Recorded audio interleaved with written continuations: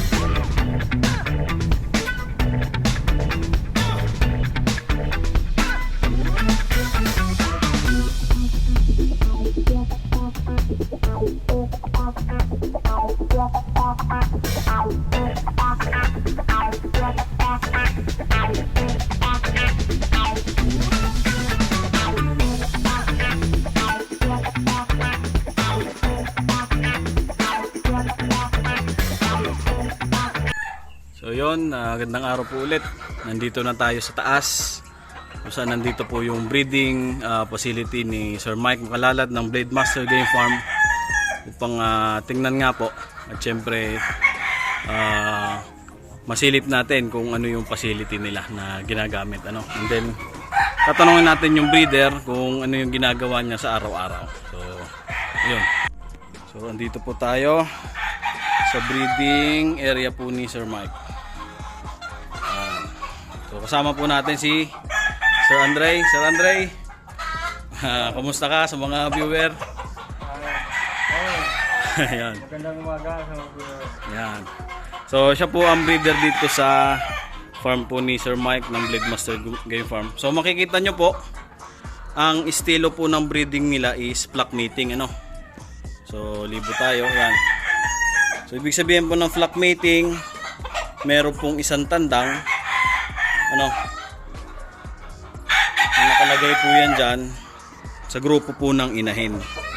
So yun po yung sinasabi flock mating. So ang advantage po kasi ng flock mating is hindi po matrabaho ito sa part ng breeder, kasi nga po nandyan lang po sila, aantayin lang po na pumasta yung broodcock sa inahin. Unlike po sa battery breeding na automatic araw-araw aalisin mo sa battery cage yung inahin para po pakastahan. Okay? Yan. And then makikita nyo po, maliwanag po sa area. Kailangan po yan. So sa area po nila, yung plastic na yero, para tipid sa po yan pag umaga, tipid po sa kuryente. Hindi nabubuksan po yung ilaw. Ngayon pagdating naman ng hapon, anong oras kayo sir nagbubukas ng ilaw sa hapon? 4 PM. Okay. So 4 PM po dito hanggang 9. mga 9. Okay. So sa practice po nila, 4 PM hanggang 9 PM ang bukas po ng ilaw. Yun. So hindi naman binababad po yan magdamag, may ilaw para makatulog din po yung mga manok natin. So yan po yung sistema nila dito. And then kinagandahan po, may kaunting buhangin po yung may kaunting buhangin po yung baba niyan. Ang kinagandahan po niyan, magdadry po agad yung ipot. Hindi po dudumi po yung mga itlog, Yan. So lahat po yan naka breeding pen, flock mating po ang gamit nila. So yan.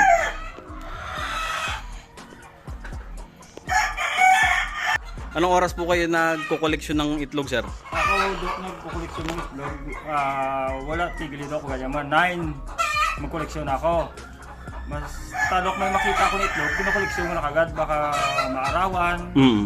At ganyan para hindi madumihan.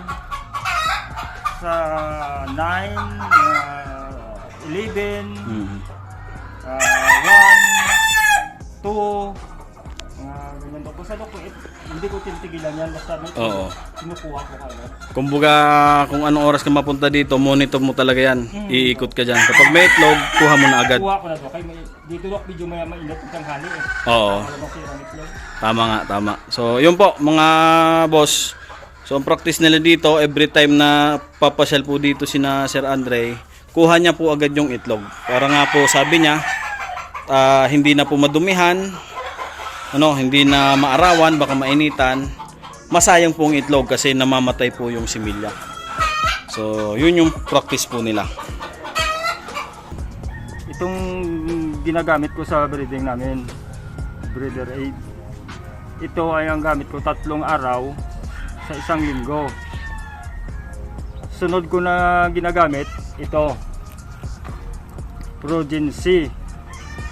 Ito naman 3 araw, 1 linggo. Palitan na sila ng breeder aid. At ito pang isang ginagamit ko din, Exilite Anti-Stress. Itong 3 lang ginagamit ko sa breeding namin. Ito sa Bleedmaster Mustang, yung koleksyon namin ng itlog simula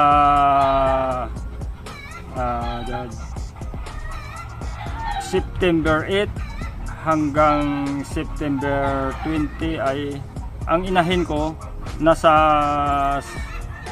70 piraso. Yung araw-araw ko na koleksyon ay umaabot ng 40, 30 yung pinakamababa ko. Yung pinakamataas ko 40. Sa ngayon ang itlog ko na ipon ay nasa 300 na.